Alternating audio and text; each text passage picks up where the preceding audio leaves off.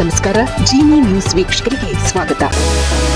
ಉಪಮುಖ್ಯಮಂತ್ರಿ ಡಿಕೆ ಶಿವಕುಮಾರ್ ನಿನ್ನೆ ದಿಢೀರೆಂದು ಸೆಂಟ್ರಲ್ ಜೈಲ್ಗೆ ಭೇಟಿ ಕೊಟ್ಟಿದ್ದಾರೆ. ಪರಪ್ಪನ ಅಗ್ರಹಾರದಲ್ಲಿರುವ ಕೇಂದ್ರ ಕಾರಾಗೃಹಕ್ಕೆ ಭೇಟಿ ಕೊಟ್ಟು ಅಲ್ಲಿನ ಕುಂದುಕೊರತೆಗಳನ್ನು ಪರಿಶೀಲಿಸಿದರು. ನಂತರ ಜೈಲಿನಲ್ಲಿರುವ ಶಾಸಕರಾದ ವೀರೇಂದ್ರ ಪಪ್ಪಿ ಹಾಗೂ ವಿನಯ್ ಕುಲಕರ್ಣಿ ಅವರನ್ನು ಭೇಟಿ ಮಾಡಿ ಇಬ್ಬರೊಂದಿಗೂ ಪ್ರತ್ಯೇಕ ಮಾತುಕತೆ ನಡೆಸಿದ್ದಾರೆ ಎಂದು ವರದಿಯಾಗಿದೆ. ಡಿಕೆಶಿ ಜೈಲಿನ ಭೇಟಿ ಎಲ್ಲರ ಕುತೂಹಲ ಕೆರಳಿಸಿದೆ.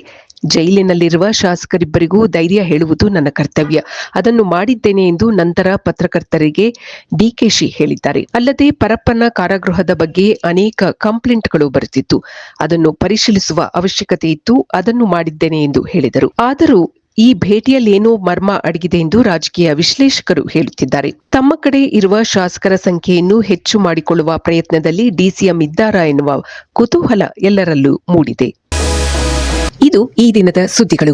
ನಿರಂತರ ಸುದ್ದಿಗಳಿಗಾಗಿ ವೀಕ್ಷಿಸುತ್ತಿರಿ ಜೀನಿ ನ್ಯೂಸ್. ನಮಸ್ಕಾರ.